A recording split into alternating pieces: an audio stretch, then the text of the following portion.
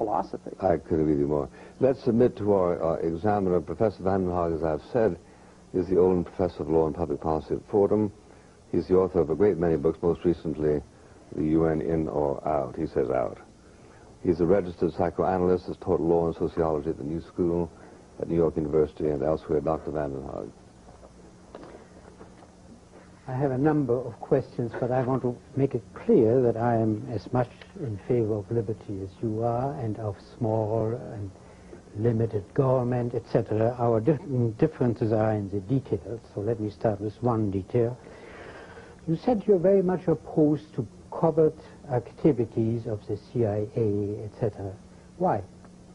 Because it's not a constitutional function for us to be involved in the internal affairs of other countries, picking and choosing dictators.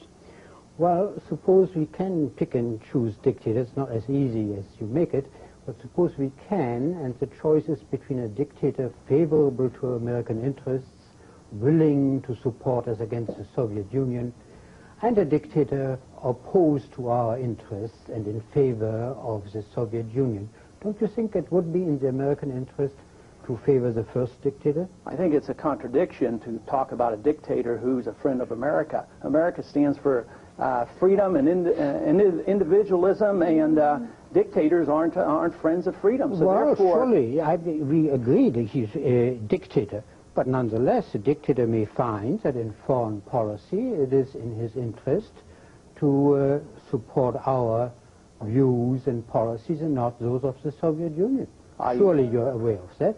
I cannot see how they could. I think it would be a complete negative, because it would put us on the defense of saying we're defending this dictator's particular policy, and he has absolutely nothing to offer us. Well, we did that in the World War. I mean, we defended one dictator, Stalin, against another dictator. Let me put it this way. If you were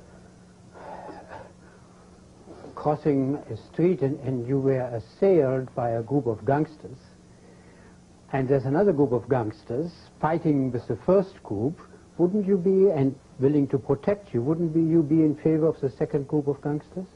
Well, I'm going to do whatever I can to survive, but I will never endorse the concept of gangsterism or totalitarianism I'm not or dictators. But nonetheless, you know, foreign policy is not like a tea party. You don't choose people that you like, whose domestic policies you favor.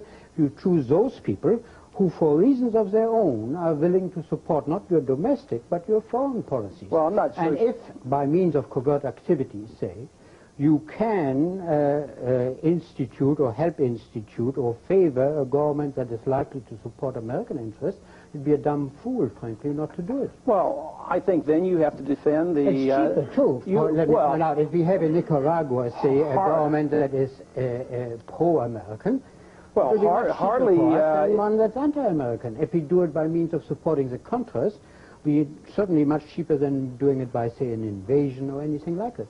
Hardly is it cheaper when you think that Kennedy used his CIA to escalate the war in Vietnam, and we lost 60,000 men for a worthless adventure. So I would say that was very, very expensive, and you would have to defend that. But I don't have to defend it. Forgive me. And your point is totally lacking in logic. You are saying something is wrong if a particular instance didn't succeed. It's like saying medicine is wrong because you didn't save this patient. Or marriages are wrong because you married the wrong woman. Right. But I prefer to say medicine. You might not have saved a patient, and that doesn't condemn medicine as a whole, nor even your personal practice. So that seems not to be a very logical argument, but I seem to be unable to persuade you, so let me change this.